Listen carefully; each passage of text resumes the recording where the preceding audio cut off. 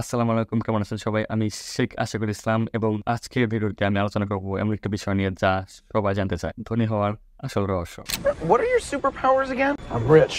আজকের ভিডিওটি সম্পূর্ণভাবে প্রভাবিত মর্গান হাসেলের অসাধারণ বই দি সাইকোলজি অফ মানি এই বইটি থেকে। যদি আপনি এই ভিডিওটি মনোযোগ দিয়ে দেখেন ধৈর্য নিয়ে, তাহলে টাকার প্রতি অবশ্যই আপনার দৃষ্টিভঙ্গি পাল্টে যেতে পারে। আর এটা কোনো গ্যারান্টি না যে এই ভিডিওটি দেখার পরই আপনি রাতারাতি ধনী হয়ে যাবেন। তবে দ্য সাইকোলজি অফ মানি বইতে যে বিষয়গুলো তুলে ধরা হয়েছে সেগুলো বুঝে আপনি প্রয়োগ করতে পারলে জীবনে টাকার বিষয়ে আরো বেশি দক্ষ এবং আত্মবিশ্বাসী হতে পারবেন। অনেকে ভাবেন ধনী হতে প্রচুর জ্ঞান লাগে বা বিশাল আর্থিক দক্ষতা লাগে, কিন্তু আপনি কি জানেন জ্ঞানের চেয়েও বেশি গুরুত্বপূর্ণ হলো আপনার মানসিকতা এবং টাকার সাথে আপনার আচরণ। মর্গান হাসেল তার এই বইতে বলেন, a genius who loses control of their emotions can be a financial disaster. অর্থাৎ আপনি যতই বুদ্ধিমান হন, যদি আপনি টাকার ব্যাপারে আত্মনিয়ন্ত্রণ না রাখতে পারেন তবে আপনি বড় আর্থিক ক্ষতির সম্মুখীন হতে পারেন। অপরদিকে সাধারণ একজন মানুষও ধনী হতে পারে যদি তার হাতে কয়েকটা আচরণগত দক্ষতা থাকে। এই আচরণগত স্কিলগুলোই আপনার টাকা কামানো এবং ব্যয় করার পদ্ধতি নির্ধারণ করে। এই বইটির শুরুতে বাস্তব জীবন থেকে নেওয়া দুজন মানুষের গল্প উল্লেখ করা হয়েছে, যে দুজন মানুষ ছিল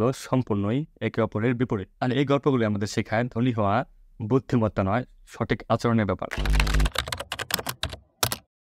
প্রথম ব্যক্তিটি ছিল উচ্চশিক্ষিত ও প্রতিভাবান একজন মানুষ, আর একজন সাকসেসফুল টেক এক্সিকিউটিভ আর ওয়াইল্ডলি সাকসেসফুল। এই লোককে যেখানে যেতেন তার সাথে বেশ কয়েকটা $100 বান্ডেল রাখতেন মানুষকে দেখানোর জন্য,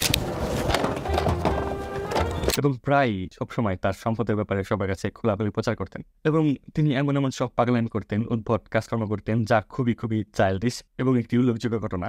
যেমন তিনি একবার কয়েক হাজার ডলারের গোল্ড কয়েন মানে স্বর্ণ মুদ্রা কিনে তার বন্ধুদের সাথে নিয়ে পানিতে ছুঁড়ে মারছিলেন মাটির চারার মতো করে। যেমন আমরা ছোটবেলায় চারা দিয়ে খেলতাম, সবার মনে আছে রাইট? কারটা কতবার বাউন্স খায় এবং কত দূর যায়। হ্যাঁ, এইসব উদ্ভট কাজকর্ম তিনি করতেন। আর তিনি তার এই বিলাসিতা এবং অহংকারে তার টাকা শেষ করে শেষমেশ দেউলিয়া হয়ে যায়, ব্যাংকরাপ্ট হয়ে যায়।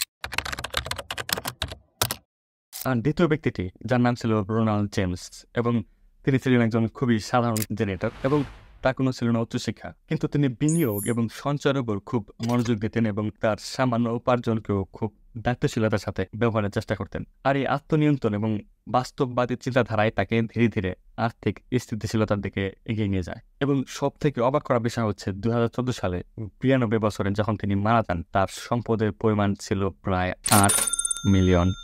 এবং অবশ্যই তিনি তার উইলে $2 মিলিয়ন তার পালক সন্তান এবং বাকি $6 মিলিয়ন তার নিকটস্থ লাইব্রেরি এবং হসপিটালে দান করে যান। এই গল্প থেকে একটি শিক্ষায় মিলিয়ে যে আপনি টাকার প্রতি কেমন আচরণ করেন সেটাই বেশি গুরুত্বপূর্ণ। টাকা সম্পর্কে আপনার জ্ঞান যতই কম হোক, যদি আপনি আপনার ইমোশনস আত্মনিয়ন্ত্রণে রাখতে পারেন এবং টাকার সাথে আচরণগত স্কিল গড়ে তুলতে পারেন, তাহলে আপনিও ধনী হতে পারবেন। একটা কথা মনে রাখবেন, knowledge is not as important as behaviour.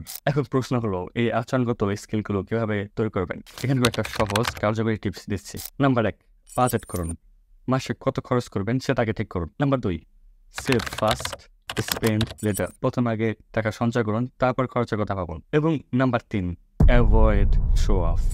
টাকা মানুষকে দেখানোর জন্য খরচ করবেন না, কারণ ধনীরা সাধারণত চুপচাপ থাকতে পছন্দ করেন। আর এই 3টা আচরণগত অভ্যাস আপনার অর্থনৈতিক অবস্থাকে বদলে দিতে পারে। সর্বশেষ এখানে কোরআনের একটি আয়াত মনে পড়ছে, যেখানে আল্লাহ সুবহানাহু ওয়া তাআলা মুমিনদের বৈশিষ্ট্য নিয়ে বর্ণনা করতে গিয়ে বলেন, তারা সেই লোক যারা অদৃশ্যের প্রতি ঈমান আনে, নামাজ প্রতিষ্ঠা করে এবং আমি তাদেরকে যা রিজিক দিয়েছি তা থেকে ব্যয় করে। আল্লাহ সুবহানাহু ওয়া তাআলা আমাদের এখানে এমন একটি মানসিকতা শেখাচ্ছেন যা আমাদের জীবনে প্রতিটা ক্ষেত্রে সহায়ক। আশা করি আজকে এই আলোচনা থেকে আপনি টাকার সাইকোলজি সম্পর্কে অল্প কিছু হলেও জানতে পেরেছেন।